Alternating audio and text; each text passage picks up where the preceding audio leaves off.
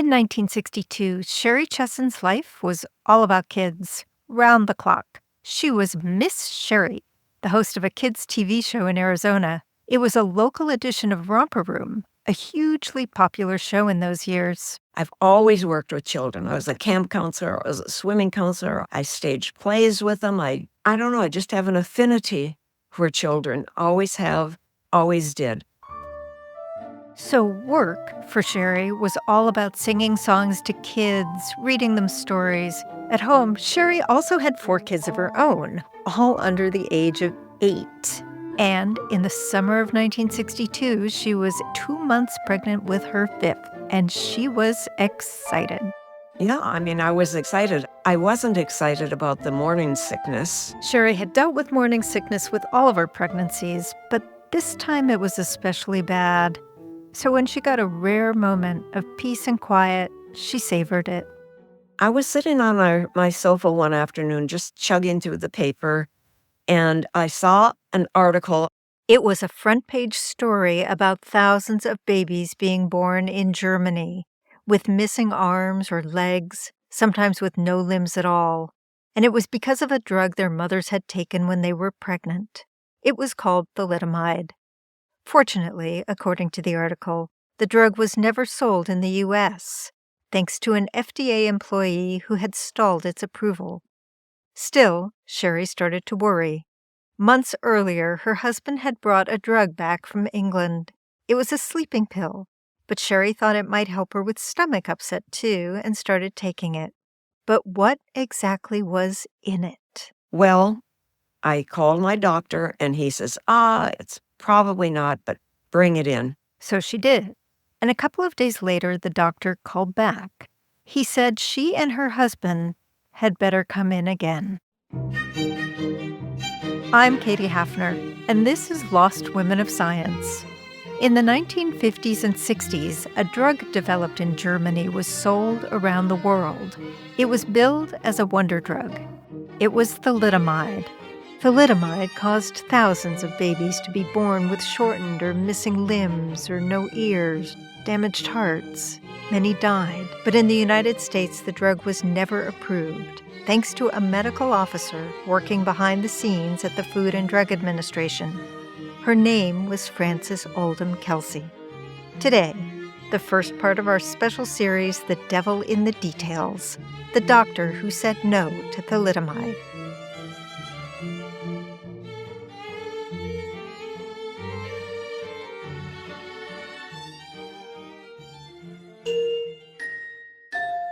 August 1st, 1960, was Frances Kelsey's first day of work at the Food and Drug Administration.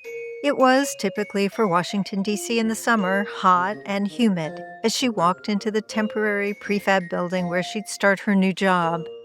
It wasn't glamorous, but it was a new start and a welcome change for Dr. Kelsey. She wasn't new just to the FDA, she was new to D.C., too. Frances and her family had moved there that summer after she and her husband both took jobs in D.C., and they were relieved to be back in a big city after a few years in Vermillion, South Dakota, where they just did not fit in. Most of the other mothers in their old neighborhood stayed home with their kids. Frances was a professional through and through, totally engrossed by science. Her husband, Ellis, was the same. Yeah, she and Dad would talk all the time through dinner about their research or about their jobs or whatever. Their younger daughter, Christine Kelsey, remembers hearing all about her parents' science when she was a kid. She also remembers how unbelievably boring it was. Sue and I would just tune out. Oh, talking about isotopes again. Isotopes, always isotopes. Yawn. But science is what brought their parents together to begin with. Frances and Ellis first met as lab mates at the University of Chicago in 1940, where they were both researchers in the pharmacology department. And by 1960, they'd spent 2 decades supporting each other's careers, often working and publishing together. They made sure to carve out time whenever possible so that both of them could work. Christine says her parents never watched TV except for the news. They hired someone else to do housework. Dinners were planned in advance, and they were very straightforward. Every meal was a meat of some sort and a boiled potato and a salad and a vegetable.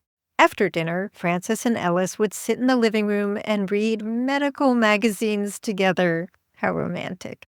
Which I suppose technically was working overtime, but that was her interest. And when Christine thinks back on how she was raised and the values her parents instilled in her, one thing stands out. Just question everything. That was always almost a family motto, don't believe it until you can test it or until you know it's true. And that would turn out to be key in Frances Kelsey's new job at the FDA. When she joined in August 1960, Frances was one of about a dozen medical reviewers who assessed the clinical trials submitted with new drug applications. Their job was to make sure there was ample evidence actually showing that these drugs were safe for humans. This was not a job a lot of people wanted. I mean, little kids didn't say, "Oh, I want to be an FDA medical reviewer when I grow up." The main requirement was a medical degree, but doctors, they weren't stupid. They knew they could earn a lot more in private practice. So when Frances joined, a lot of the reviewers were fresh out of their residencies, working part-time while they set up their own practices. Frances Kelsey, she was different. She was 46 by then, with the experience to match. She had the medical degree, of course, plus a PhD in pharmacology. Oh, and she'd had years of experience reviewing papers for JAMA, the Journal of the American Medical Association, which is all just to say, Frances Kelsey knew good science when she saw it. And bad science? That too. So doing her new job at the FDA should have been a cut-and-dried kind of thing for Frances. But there was one little thing that happened just a couple of months before her first day on the job. That summer, Congress held hearings looking into price fixing in the drug industry. And at those hearings, a former medical reviewer at the FDA named Barbara Moulton testified. So Barbara Moulton basically has Frances Kelsey's job at the FDA before Frances gets there. That's Jennifer Vanderbus. She's the author of the book Wonder Drug, about the history of thalidomide in the U.S. She is there as a physician. She's highly educated. She's the first person who starts picking up on this sort of corrupt culture at the FDA, where the drug firms are simply too friendly with the medical reviewers. She notices drugs that should not be cleared going onto the market. Moulton had pushed back against overly cozy relations with the drug industry. Her bosses dismissed her complaints and reprimanded her, and she quit. But not the usual way. She didn't just tell her bosses she was leaving. That wasn't Barbara Moulton's style. Nope. Instead, she took her story to a congresswoman named Lenore Sullivan, who'd been advocating for consumer safety. Sullivan sent Moulton over to a senator named Estes Kefauver. He's the one who'd been leading the congressional charge against pharmaceutical companies, and he invited her to testify in front of the committee. Now note, at this point, Moulton still hadn't turned in her official resignation letter. She does not submit to the FDA. She reads this dramatically as her congressional testimony. I mean, she kind of lays out all the problems with the FDA drug approval and big pharma in a way that no one in the country was talking about. She essentially, in more sophisticated terms, calls the commissioner of the FDA a bit of an idiot. Effectively, like all these guys here are just like buddies with pharma. They don't know what they're doing. Dangerous drugs are being put on the market quickly. But even that didn't seem to make a dent at the FDA. She was, I think, to some degree dismissed as a noisy, troublemaking woman in that era. Had that whistleblower been a man, the reaction might have been less dismissive. But I digress. In any case, there was at least one person paying close attention: Frances Kelsey. She later wrote that Barbara Moulton's testimony made her question whether she wanted to join the FDA at all. But whether it felt like it was too late to back out or she saw the FDA as a challenge worth taking on, Frances showed up for work on August 1st, 1960. Though she didn't know it then, the fate of thousands of families depended on that decision.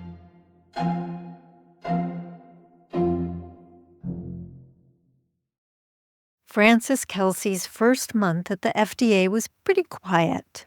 Her schedule was full of meetings and orientations that pulled her to different FDA buildings across the city. But after a few weeks, her bosses put 2 new drug applications on her desk. One was for an enema product. She approved it a few weeks later. The second was for a drug called Kevadon. Kevadon was the American company's brand name for a drug that had already been selling like crazy for a few years in Germany, the UK, and other countries, under other names. In the US, the applicant was an old pharmaceutical firm based in Cincinnati called William S. Merrill. The company was billing Kevadon as an extremely safe sedative, and people needed a safe sedative. For decades, barbiturates had been the sedatives of choice, drugs like phenobarbital and secobarbital. But barbiturates, as we know, can be addictive, and people can overdose on them. Judy Garland and Marilyn Monroe both famously died of overdoses in the 1960s. This new drug, Kevadon, didn't seem to have either of those problems. You could take as much as you wanted, get a good night's sleep, and wake up the next day. The active ingredient was thalidomide. Thalidomide had been developed in Germany, and it was a big moneymaker there.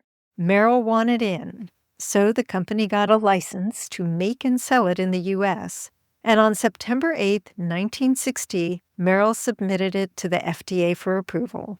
And they thought, because it was so popular in Europe already for a few years, it was a shoo-in. It was a really mild sedative that, just let the new girl rubber stamp it. Cheryl Warsh is a professor of history at Vancouver Island University in British Columbia and the author of a book about Frances Kelsey that was published earlier this year. And Cheryl says that when Frances joined the FDA, this was a time of great optimism about drugs. After penicillin, there were all kinds of miracle drugs, vaccines, and this was the high period of drugs. Drugs were going to save the world, better living through chemistry. Still, there had also been eye-opening screw-ups over the decades. Most famously, a drug ironically called elixir of sulfanilamide, sold in 1937 for the treatment of strep infections. The elixir turned out to be a very toxic cocktail of antibiotics, cherry flavor, and diethylene glycol, which is chemically related to antifreeze. It killed more than 100 people, including children. Now, by some cosmic coincidence, Frances Kelsey had had a front row seat to this disaster. She was doing her PhD at the time, and her advisor had been enlisted to help figure out what it was exactly in the elixir that was killing people. And yes, it was the diethylene glycol. Frances watched lab rats who consumed diethylene glycol get red urine and die. No doubt this whole incident would have left an impression with her about the importance of ensuring drug safety. Although this is important to note, what happened in 1937 wasn't actually the FDA's fault. At the time, the FDA's job was just to make sure drugs contained the ingredients that the companies selling them claimed they contained.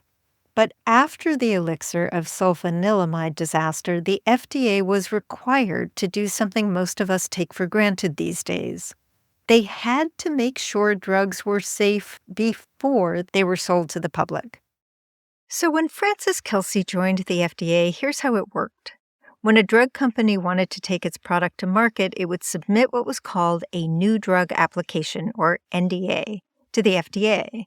An application was broken up into 3 parts. First, a chemistry section explaining what the drug was made of and how the company ensured the drug would always be produced in the same way each time, free of contaminants.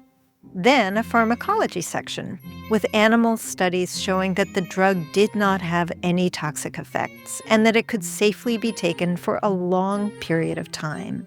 And finally, the clinical studies, reports from doctors who had tested the drug on their patients, made careful observations, and reported any adverse reactions to the drug company. That last section, the human clinical trials, was the part Frances was in charge of reviewing. The way it would work is that they would take the file and they would divide it up into the 3 parts. And the 3 groups would go off to their own offices and their own buildings and look over the report. If one of them who was looking at the medical part found that there was some strange medical reaction that would happen when people took the drug, then the pharmacologist would see if the same reaction was happening or has been shown to happen in the reports with animals. It was a lot of paperwork, hundreds of pages. Frances later described the Kevidon application as about the size of 4 phone books bound together. She and her colleagues, a pharmacologist and a chemist, set out to review the whole application. If they found anything indicating the drug was unsafe, they could reject it. But here's the catch. No matter how big the application, even if it was the size of 8 phone books, the FDA team had only 60 days to respond. Otherwise, it automatically got put on the market. And you can see the problems with that, right? Frances's superiors had good reason to expect this application to be an easy one. William S. Merrill was an old and respected American drug company. Its parent company, then called the Vic Chemical Company, was the maker of familiar brands like Vicks VapoRub. And Kevidon, the drug they were proposing in 1960, had already been on the market for a few years in countries like Germany, England, Spain, and Japan. But it didn't take Frances and her colleagues 60 days to realize something was off with this application. Let's start with the chemistry section. A lot of the paperwork regarding the actual composition of the drug and manufacturing process was in German. That's, of course, because the drug had been developed in Germany and marketed there for several years before it was submitted for approval in the U.S. But the FDA chemist reviewing that paperwork happened to be fluent in German, and she noticed that the original German reports didn't perfectly match the English translations Merrill had provided to the FDA team. The errors weren't necessarily huge ones, but it was enough to kind of make Frances and her colleagues cock their heads a little bit. So that was the chemistry section. Next, pharmacology. The pharmacologist actually thought the animal studies looked pretty good on the whole, but there was something curious. The drug was supposed to be non-toxic, but this drug was almost too non-toxic. Usually, a drug that has some useful effect also has side effects, and at a high enough dose, it kills test animals. But in its application to the FDA, Merrill reported that no lethal dose could be found in animal tests. Even at very high doses, the animals always survived. And counterintuitive though it sounds, Frances was bothered by that. This drug was a sedative and a very effective one in humans, but it didn't seem to knock out animals. So what was happening here? Were test animals even absorbing this drug? And if they weren't, well, then, of course, it wasn't toxic to them, but it might still be to humans. And that's why testing drugs in animals alone isn't enough. Here's the hero of our season, Frances Kelsey herself, a couple of years later, in an interview with NBC's Today Show. In testing any new drug, don't we eventually get to the point where we have to try it on human beings? Certainly, that is the only way in which you can find out their limitations and their good effects, too, in humans, because although animals will give you a tremendous amount of information, in the last analysis, the human is the person that we're concerned with, and sometimes a human may handle a drug differently from the usual laboratory animals. The voice you just heard is classic Frances Kelsey. Matter of fact, monotonic, just this side of bland. She could be remarking on a shift in the weather, or she could be in a heated debate, and she would sound the same, cool and professional. You probably have people like this in your life. Even when you're getting all worked up, they remain infuriatingly unflappable. And here's what's even more annoying. They're right, at least a lot of the time. And in the fall of 1960, Frances Kelsey was right when she flagged the strange non-reaction animals seemed to have to Kevidon. But her job was to find out how humans reacted to it, based on the evidence that Merrill had submitted to the FDA. Because as she pointed out in her affect-free Frances way, humans don't always handle a drug in the same way that animals do. So Frances's job was to carefully look at the evidence Merrill had submitted about Kevidon's effects in humans. According to Merrill, a few dozen doctors helped run the company's clinical trials, and 1,589 patients participated. And about the same number participated in studies in other countries. But as Frances leafed through hundreds of pages of the company's so-called evidence, she grew frustrated. To a less experienced, less skeptical reviewer, maybe this would have looked like a good application. There were doctors who'd submitted forms or letters indicating they were trying out the drug, and the results so far looked, quote, highly encouraging. There were summaries of studies. But where were the detailed reports? Merrill should have submitted information about every patient who received the drug, their age, their sex, what they were being treated for, the dosages they were given, how long they got the drug, a description of any adverse effects, what you would need to know in order to determine whether the drug was safe. The data wasn't there. Like, one doctor wrote up a summary of his tests with 30 patients who were suffering from insomnia and 15 more hospitalized for psychiatric conditions. And he mentions rashes, vomiting, convulsions in a few patients. But what doses were these patients given, and for how long? There was no placebo control in the study, so it's hard to say whether it was the drug or maybe existing conditions. It's just hard to draw any conclusions from this kind of data. Here's Frances herself in an interview many years later. Here was a drug that looked like it should be no problem, but at the same time, there was just a feeling that there was something in the data or the absence of data that was a cause of concern. Cause of concern, you can say that again. In other words, Frances was underwhelmed.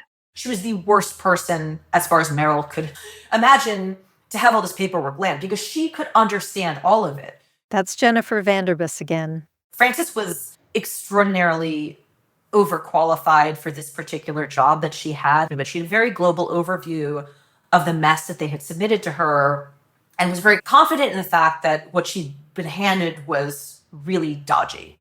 Frances knew there was no way she could approve this drug, not without more information. But she also didn't have what she needed to reject it outright. A smoking gun in the application, data proving that the drug wasn't safe. And in the fall of 1960, while she pored over the application, reading and rereading the studies and the doctor's testimonials, Merrill turned up the heat. Merrill's FDA liaison says, we really want to get this on the market for Christmas.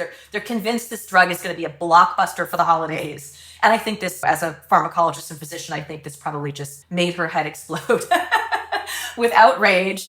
Merrill already had brochures printed and enough raw material to make 15 million pills. That's a lot of pills. And they had every reason to be confident. Their application to Canadian authorities was chugging along nicely and would in fact be approved in late November, less than 3 months after they'd submitted it. But this FDA newcomer, Frances Kelsey, she was proving to be a real pain in the butt. Asking questions, dragging her feet, and really, there was nothing she could point to that was wrong with thalidomide exactly. She just couldn't say for sure it was safe. She wanted more data, more evidence.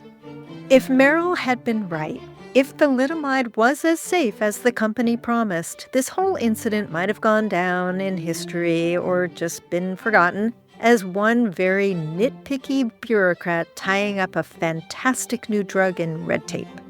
As it turned out, Merrill was dangerously wrong. And boy, did we get lucky that Frances Kelsey was in that job at that precise moment in time. Because in the fall of 1960, as Frances and Merrill jostled back and forth about data and documentation, what neither of them knew was that across the Atlantic, doctors were just starting to take notice of a mysterious epidemic in babies, usually affecting their arms or legs, sometimes their intestines or their hearts. The list of injuries went on. It was just a few babies at first, not enough to raise an alarm, then more and more until it couldn't be denied. Something strange was happening in Europe. Something was hurting these babies, but no one had any idea what it was. Over the next 4 episodes of this series, you'll hear about arrogance and greed, about months and months of unconscionable inaction as tragedy was unfolding. And you'll hear about women, women's health care, and the women who took action to safeguard it. In fact, women are involved in every aspect of this story. Barbara Moulton, whom you've already met and who blew the whistle on the FDA, Helen Taussig, another scientist who went overseas to investigate an alarming epidemic before almost anyone in the U.S. caught wind of it, and of course Frances Kelsey, who took a stand in an era when we seldom, if ever, questioned our doctors or the medicine they gave us or the companies that made and sold that medicine. The story's complicated. It played out around the world over the course of years. Many bad things happened during those years to many good people. What makes the story even more complicated is that different things were happening in different places at the same time, ultimately everywhere, to tragic effect. Time plays a central role in the story because of the maddeningly slow trickle of information. And it wasn't just because the world didn't have the internet back then. It was because information that could have prevented disaster was withheld, intentionally. So in the fall of 1960, here's where things stood. In the United States, a questionable drug had been submitted for approval. And although the drug had been on the market for 3 years elsewhere in the world, a keen-eyed doctor at the FDA had spotted problems in the application. And in theory, this could have been the end of our story, but it wasn't. Because each day, despite the warning signs in the application, despite a string of strange births in Europe, people around the world kept taking this drug, and they would do so for years to come. The drug had many names: Contergan in Germany, Insonid in Spain, Thalidomida in Brazil, and sometimes it was called Distaval, like the pill that a man brought back from England, a supply of which sat in a bathroom cabinet for months and months, until his pregnant wife, the beloved children's TV host Miss Sherry, started taking it in 1962. Next week, on The Devil in the Details, a father in Germany decides to investigate what caused the injuries to his baby. So they set out on like a road trip in an old VW Beetle, and they go sort of house to house, and they decide that what they need to do is some kind of survey. They suspect that some kind of toxin has entered the system of these pregnant women. This episode was produced by Sarah Wyman with our senior producer Ella Fetter and me, Katie Hafner. Our associate producer is Mila Rahim. Sophia Levin and Eva McCullough provided research support. Our music was composed by Lizzie Yunin. We had fact-checking help from Lexi Atia. Sophie McNulty and Alexa Lim did audio editing and sound design. Hans Shi mastered this episode. Lisk Fang created the art for the series. Thank you, as always, to my co-executive producer Amy Scharf and to Eowyn Bertner, our program manager, and to Deborah Unger, our senior managing producer, as well as to Jeff Delvisio at our publishing partner, Scientific American. We're funded in part by the Alfred P. Sloan Foundation and the Anne Wojcicki Foundation. We're distributed by PRX. If you'd like to read a transcript of this episode or learn more about Frances Kelsey, please go to our website, lostwomenofscience.org. See you next week.